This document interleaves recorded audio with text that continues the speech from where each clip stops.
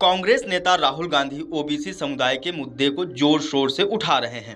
कांग्रेस को लगता है कि ओबीसी समुदाय के मुद्दे के सहारे उसे पिछड़ी जातियों का समर्थन मिल सकता है और वह एक बार फिर राष्ट्रीय राजनीति में मजबूती से उभर सकती है।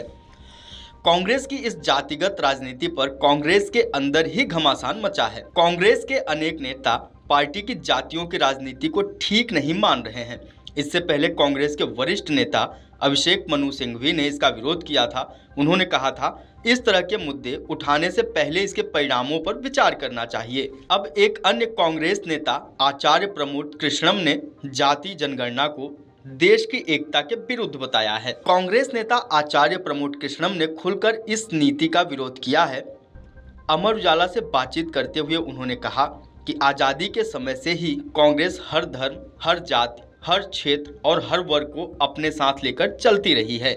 इसके साथ अगड़े, पिछड़े, दलित, आदिवासी, हिंदू, मुसलमान और ईसाई सभी रहे हैं। महात्मा गांधी, नेहरू, इंदिरा से लेकर राजीव गांधी तक की कांग्रेस ने समाज के हर वर्ग को अपने साथ लेकर आगे बढ़ने की राजनीति की। ऐसे में कांग्रेस को जातिगत राजनीति सूट नहीं करती और इससे पार्टी को लाभ की जगह नुकसान होगा। आचार्य प्रमोद कृष्णन ने आरोप लगाया कि भाजपा लोगों को धर्म के आधार पर बांटती है। उन्होंने कहा कि इस प्रकार जातियों की राजनीति समाज को जातियों के आधार पर बांटने की कोशिश है। धर्म के आधार पर राजनीति होने का दुष्परिणाम देश ने 1947 में भुगत लिया है, जब उसके दो टुकड़े हो गए थे। अब जातियों के आधार पर राजनीति हो रही है तो इससे भी देश के सामने उसके टुकड़े टुकड़े होने का खतरा पैदा हो सकता है। कृष्णम ने कहा कि देश के संविधान में गरीबों, दलितों और आदिवासियों के साथ साथ हर समुदाय के लोगों को आगे बढ़ाने की नीति उपलब्ध है, लेकिन किसी को भी पीछे धकेलने की कोई नीति संविधान में उपलब्ध नहीं है। उन्होंने कहा कि ओबीसी जातियों के मुद्दे और गैर जरूरी तरीके से उठाने और ऊंची जातियों को हर बात के लिए खलनायक की तरह पेश करने से सामाजिक असंतोष भड़क सकता है, जो देश की एकता के लिए ठीक नहीं होगा। इसके लिए कांग्रेस को इस तरह की नीति नहीं अपनानी चाहिए। कांग्रेस के एक अन्य शीर्ष नेता ने अमर उजाला से कहा कि देश की सत्ता की राह उत्तर प्रदेश से होकर जाती है। पार्टी यहां पर भाजपा से नाराज अगड़ी जातियों और मुसलमानों को अपने साथ लेकर यहां अपनी मजबूती की राह तलाश रही है। इसी नीति पर चलते हुए यूपी कांग्रेस अध्यक्ष अजय राय ने अपना स्वागत धार्मिक रीति रिवाज से कराया।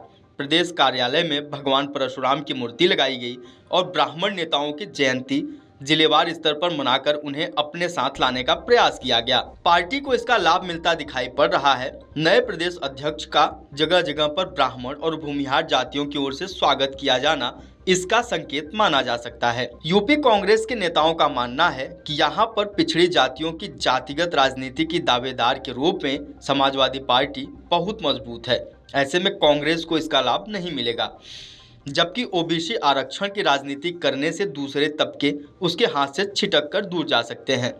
इससे पार्टी को नुकसान हो सकता है।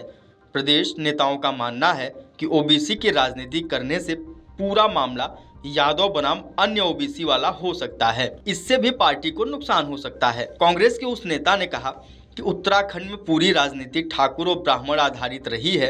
हिमाचल प्रदेश में भी कमोवेश इसी तरह की स्थिति है। लेकिन यदि कांग्रेस केवल ओबीसी समुदाय की राजनीति को प्रमोट करती है तो उससे इस प्रदेश की उच्च जातियां उसके खिलाफ जा सकती हैं। जिस तरह लालू यादव ने ओबीसी समुदाय की ज़्यादा हिस्सेदारी के आधार पर ओबीसी समाज के लिए ज़्यादा आरक्षण की मांग उठाना शुरू कर दिया है, विपक्षी गठबंधन इंडिया में रहते हुए राहुल गांधी और अन्य कांग्रेस नेता भी इस मुद्दे को उठा सकते हैं।